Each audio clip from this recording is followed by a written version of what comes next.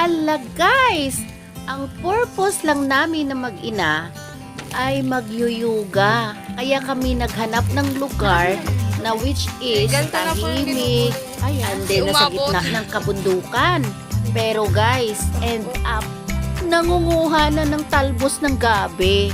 Alam nyo guys, ganito lang naman ang buhay ko nung maliit ako. Aba, ang hilig ko talaga manguha ng kangkong at talbos ng gabi at yung tinatawag nila sa Bisaya, sa Ilonggo na takway.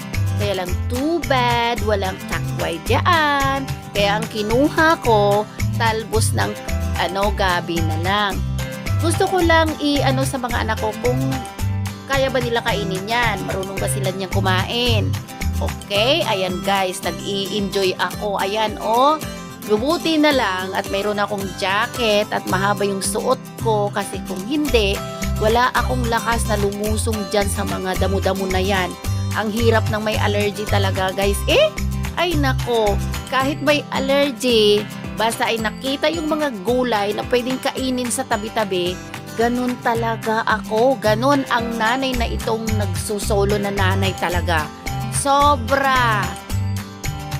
Ang the worst na experience ko nung ako ay bata pa, na pumunta ako sa medyo mataas na hills.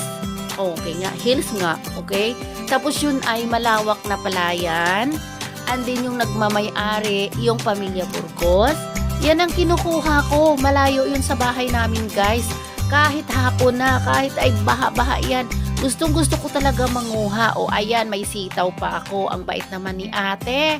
Yun guys. Ang sarap kasi guys manguha ng gulay na ganito.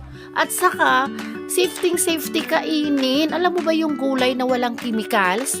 Yung natubo lang sa tabi-tabi. Napakasarap talaga guys. At antioxidant pa. Andito kami sa fish farm, sa rice farm, nasa gitna ng bundok. And then nakilala namin sila ni ate. Actually, ang purpose namin ay magyuyuga lang. Nakayuga naman kami guys. Kaya lang, si anak ko, ang kulit. Ayan, kaya namin sila nakilala. Kasi namimit siya ng isda. Ayan ate, maraming salamat din ha. Maraming salamat sa pagdisturbo. Kuya, maraming salamat sa pagdisturbo. Bakit ang daming isda na yan kuya? Naawa lang yan si kuya sa anak ko kasi ang nabingwit niya, 2 isda lang. Kaya dinagdagan lang ni kuya ng isda.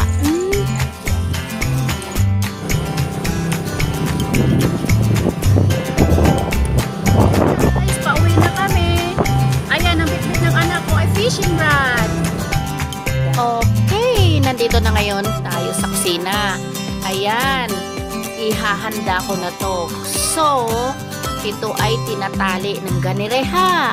Kayo ay magtingin dito at para malaman ninyo kung paano ito tataliin. Pero bago man yan tinali guys, yan ay nahugasan na. So ayan, tapos natali. Yung ilalagay na natin sa kawali. And then, alam niyo ba kung anong gagawin ko dyan? Yung kagaya sa pagtimpla sa paksiw na isda, paksiw na tilapia, galunggong o whatever. Ganun din ang gagawin nyo sa talbos ng gabi ito. Ayan. At saka guys, masarap pag may anghang-anghang talaga. Ayan, nakita nyo naman. Ayan na. Lulutuin na natin. Ayan. Atayin natin na maluto siya ha, na malambot. Okay. Ito na guys. Ang paksiw na talbos ng gabi. Kung sa Bisaya, pinaksiw na ugbos. Okay, pinaksiw na ugbosang gabi. Kaya lang, hinay-hinay ka lang inday sa pagkain ha. Baka tumaas ang dugo mo. Ito na guys, ang isda na nakuha ni Rohit. Kawawa naman to guys. 2 little fishes naman ito. Lulutuin? Wow! Okay lang kung ibang tao ang papatay niyan. Ako papatay niyan Baka ko'y makulong di oras. Naku po, kawawa naman. At ayaw ko makita din ng anak ko na pinapatay ko yung isda. So, kailangan palalakihin muna dyan sa loob ng aquarium, alagaan. Pakakainin niyo to guys bago namin lutuin.